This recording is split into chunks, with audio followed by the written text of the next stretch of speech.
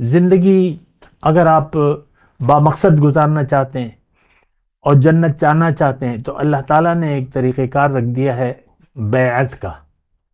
اور قرآن میں اللہ تعالیٰ نے فرمایا مومن سے ان اللہ اشترى من المؤمنین انفسهم واموالهم بان لهم الجنہ.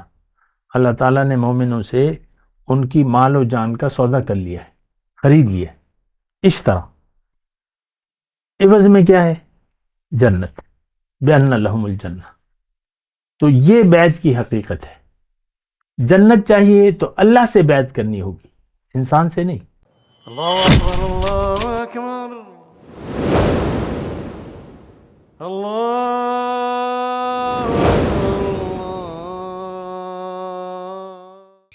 اللهم صل على سيدنا محمد وعلى آل سيدنا محمد بعدد كل ذرة مئة ألف ألف مرة. سامعین و ناظرین کرام، السلام علیکم ورحمۃ اللہ وبرکاتہ. آج کا ہمارا موضوع یہ ہے کہ بیعت کی ضرورت ہے. دیکھیں، بیعت کہتے ہیں خرید و فروخت کو. بات ذرا اچھی طرح سمجھیں. بیعت کسے کہتے ہیں؟ بے نامہ ہم کچہریوں میں ہوتا ہے نا، بے نامہ. بے یا خریدنا یا فروخت کرنا. پشتوں میں بھی کہتے ہیں بیع، یا اردو میں بھی ہے یہ لفظ بے نامہ وغیرہ جو بھی ہے. تو یہ خرید و فروخت ہے. دراصل بیعت کیا ہے؟ یہ خرید و فروخت ہے. اب اس کی حقیقت کیا ہے؟ اس کی حقیقت تو قرآن نے بتائی ہے. دنیا میں جب انسان آتا ہے، دیکھیں ایک بات نوٹ کر لیں کہ انسان کو اللہ تعالیٰ نے دنیا کے لیے نہیں بنایا. یقین کر لیں، ہمیں تو یقین نہیں آتا. ہم کہتے ہیں ہمیں دنیا کے لیے بنایا ہے اور بس دنیا ہی ہمارا مدعا ہے، بس کھاؤ پیو عیش کرو.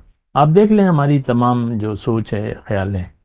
نہیں، حضور صلی اللہ علیہ وسلم نے فرمایا کہ یہ دنیا، اے لوگو، اللہ تعالیٰ نے یہ دنیا تمہارے ضرورت کے لیے بنائی ہے، تمہیں اپنے لیے بنایا ہے، آخرت کی کامیابی کے لیے. وَأَنْتُمْ خُلِقْتُمْ لِلْآخِرَةِ.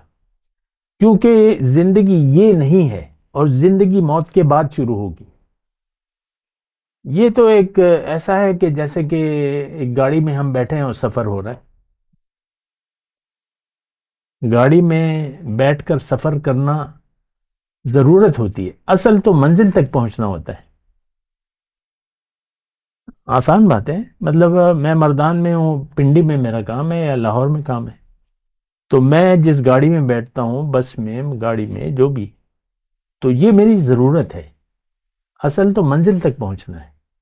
ہماری منزل دنیا نہیں ہے. ایک بات تو یہ نوٹ کر لیں، ہماری منزل آخرت میں ہے. اور جنت، جس کا ہم نام جنت کا دیتے ہیں، تو جنت میں اللہ تعالیٰ نے ہمارا مقدر فرما دیا ہے انسان کا. لیکن اس کو اختیار دے دیا ہے کہ بھئی جنت کے لیے میں نے تمہیں بنایا ہے، تم نے جنت جانا ہے. تمہارا ان الی ربک الرجعہ، ان الی ربک المنتہا، تمہاری انتہا تمہارا رب ہے. اور تمہیں میں نے دنیا کے لیے نہیں بنایا، دنیا میں ایک سفر کے لیے بھجوایا ہے. دنیا میں ایک سفر کے لیے بھجوایا ہے. دنیا ایک، ہم کہتے ہیں نا یہ تو زندگی سفر ہے، ہم سب مسافر ہیں، یہ تو ہم کہتے ہیں نا. ظاہر ہے پیدائش سے لے کر موت تک کا ایک سفر تو ہے نا. پیدائش سے لے کر موت تک کا ایک سفر ہے. جو بچہ ہے اس نے جوان ہونا ہے، جو جوان ہے اس کو ادھیڑ عمر ہونا ہے، اور جس نے جو ادھیڑ عمر ہو گیا اس کو بوڑھا ہونا ہے. اور بوڑھا ہو کے کیا ہوگا؟ مرے گا. مطلب مرے گا یہ کہ دوسری زندگی اس کو مل جائے گی مرنے کے بعد. اصل زندگی آخرت کی ہے. اللہ نے فرمایا ان الدار الاخرۃ لہی الحیوان. اصل زندگی موت کے بعد شروع ہوگی. اچھا، بہرحال میں سفر کی بات کر رہا. سفر منزل نہیں ہوتی. سفر یعنی جو دنیا کا ایک سفر ہے نا، یہاں آپ نے ایک سفر کر کے جانا ہے، 60 سال 70 سال جو بھی ہے، تو آپ نے اپنے رب کے پاس جانا ہے. انا للہ و انا الیہ راجعون. ہم اللہ کے ہیں، اللہ کے پاس واپس جانا ہے. تو ایک بات تو یہ یقین کرنا ہے. دیکھیں یہ ساری باتیں ہمیں معلوم ہیں، لیکن ہمارا یقین نہیں ہوتا. وہی ہم جو بے ڈھنگی چال ہے وہ چلتے رہتے ہیں، اور وہ دنیا کی چال ہے. تو وہ بات غلط ہے، نقصان دہ ہے. میں بیعت کی بات کر رہا تھا. بیعت جو ہے خرید و فروخت کا معاملہ ہے. اچھا، اللہ تعالیٰ نے ہمیں اپنے لیے بنایا ہے اور جنت میں وعدہ ہے ملاقات کا. ٹھیک ہے، جنت میں کیا ہے؟ وعدہ ہے ملاقات کا. اب اللہ تعالیٰ نے ہمارا یہ سفر جو ہے آسان کر دیا ہے، زندگی آسان کر دی ہے. زندگی اگر آپ بامقصد گزارنا چاہتے ہیں اور جنت چاہنا چاہتے ہیں تو اللہ تعالیٰ نے ایک طریقہ کار رکھ دیا ہے بیعت کا. اور قرآن میں اللہ تعالیٰ نے فرمایا مومن سے ان اللہ اشترى من المؤمنین انفسهم واموالهم بان لهم الجنہ. اللہ تعالیٰ نے مومنوں سے ان کی مال و جان کا سودا کر لیا ہے، خرید لیا.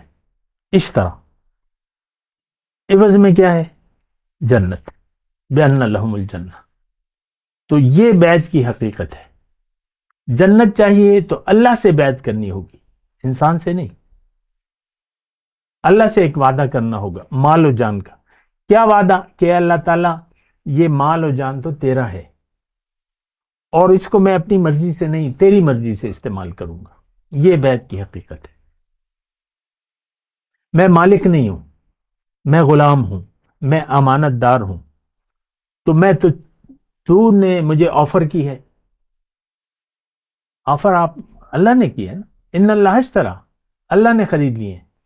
تو میں بیچنا چاہتا ہوں اپنے مال و جان کے اختیار کو. اب زندگی جب میں بیعت کر لیتا ہوں تو اب زندگی میں آپ کی مرضی سے گزاروں گا. یہ وہ وعدہ اگر آپ وفا کریں تو اس طرح ہوگا کہ پھر آپ اپنی زندگی میں اپنا اختیار استعمال نہ کریں بلکہ اللہ کا حکم اور نبی کا طریقہ.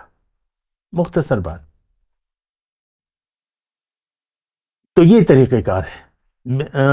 اچھا دیکھیں، اگر دوسرے پیرائے میں یہ بات کروں، اللہ تعالیٰ نے ہمیں کہا ہے کہ بھئی تم دنیا میں اگر کامیابی چاہتے ہو تو اپنا اختیار مجھ پر بیچ دو اور پھر زندگی میری مرضی سے گزارو. اپنا اختیار، یہ مال و جان میں نے مختصر کر دیا نا کہ تم اپنی مرضی چھوڑ کے میری مرضی سے زندگی گزارو تو جنت تمہاری ہے. اور یہ قرآن کی آیت بھی ہے، وَأَمَّا مَنْ خَافَ مَقَامَ رَبِّهِ وَنَهَى النَّفْسَ عَنِ الْهَوَىٰ فَإِنَّ الْجَنَّةَ هِيَ الْمَأْوَىٰ. جو اپنے رب کے سامنے کھڑے ہونے سے ڈرا اور اس نے اپنے نفس کو بری خواہش سے روک لیا تو جنت اس کی ہے. اچھی خواہش تو اچھی ہے، بری خواہش کیا ہے؟ مجھے دنیا چاہیے، مجھے بس دنیا دے دے دنیا. ربنا آتنا فی الدنیا حسنہ، جو دینا ہے یہی دے دے.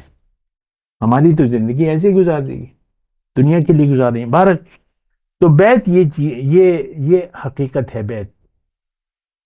بیعت کرنی ہے انسان سے نہیں، اللہ سے. اب اللہ تک تو ہماری رسائی ہے نہیں، اللہ تک تو ہماری رسائی نہیں ہے. تو اللہ تعالیٰ نے پھر آسانی کر دی ہے کہ میں ایک انسان کو بھجواؤں گا، اس سے تم بیعت کر لو. ایک رسول کو بھجواؤں گا تو پھر اللہ تعالیٰ نے کہا ہے کہ ان الذین یبایعونک فانما یبایعون اللہ. جو آپ سے بیعت کرتے ہیں وہ آپ سے نہیں کر رہے، وہ مجھ سے کر رہے ہیں. میرا آفر تو اللہ کی ہے نا، آفر تو اللہ کی ہے کہ جنت چاہتے ہو تو مجھ سے سودا کر لو، بیعت کر لو.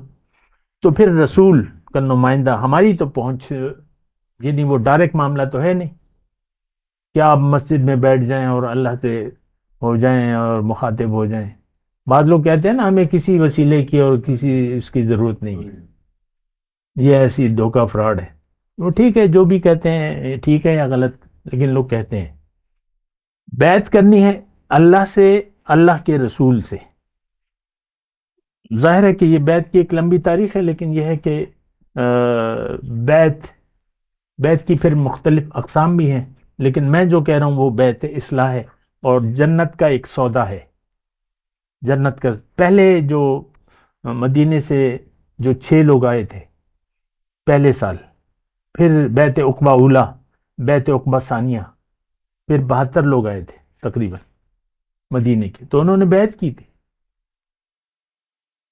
تو بہرحال اس کی اپنی تاریخ ہے، لیکن بیعت حضور صلی اللہ علیہ وسلم سے آ کر بیعت کرتے تھے، مومنات آتی تھی بیعت کرتی تھی، مومن آتے تھے بیعت کرتے تھے۔ بیعت کا لفظ پرانا ہے، یہ کوئی نئی اختراع نہیں ہے دین کی، بیعت رسول سے ہوتی تھی۔ کسی کام سے بھی بیعت، مومنین سے بیعت کا اللہ تعالیٰ نے تذکرہ کیا ہے قرآن میں، یعنی ایک تو بیعت اسلام ہے اور ایک بیعت اصلاح ہے۔ اذا جاءک المؤمنات یبایعنک علی ان لا یشرکن باللہ ولا یسرقن ولا یزنین ولا یقتلن اولادہن، اگر مومن عورتیں آپ کے پاس آئیں اور آپ سے بعض امور پر بیعت کریں تو آپ ان سے بیعت لے لیں۔ مومن عورتیں، کافروں کی تو بات ہی نہیں ہو رہی۔ ہم کہہ رہے ہیں ہم تو مومن ہیں، ہمیں بیعت کی کیا ضرورت ہے؟ نہیں، مومن خاص آج کل جو ہماری بیعت رائج ہے وہ بیعت اصلاح ہے کہ بھئی میں اپنا اختیار اللہ کو دینا چاہتا ہوں اور آپ اللہ کے نمائندے ہیں تو آپ مجھے رہنمائی دیں، اللہ کی طرف رہنمائی دیں۔ بہرحال بیعت کی میں بات کر رہا ہوں، ان الذین یبایعونک فانما هم یبایعون اللہ، جو لوگ آپ سے بیعت کرتے ہیں وہ آپ سے نہیں، مجھ سے بیعت، اللہ سے بیعت کرتے ہیں۔ ید اللہ فوق ایدیہم، اللہ کا ہاتھ ہے ان کے ہاتھ کے اوپر، ید اللہ فوق ایدیہم، اللہ کا ہاتھ ہے۔ اب پھر اللہ تعالیٰ فرما رہا ہے من اوفی بعہدہ ومن اوفی بما عاہد علیہ اللہ فسیؤتیہ اجرا عظیما، جس نے وعدہ وفا کیا، جو اس نے بیعت کی تھی وعدہ وفا کیا تو اللہ تعالیٰ جلد اسے بہت بڑا اجر دے گا۔ ومن نکث فانما ینکث علی نفسہ، جو پھر گیا، بے وعدے کا خیال ہی نہیں کیا تو یہ اپنے آپ سے پھر گیا۔ وآخر دعوانا الحمدللہ رب العالمین۔ مولاي صل وسلم دائما ابدا على حبيبك خير الخلق كلهم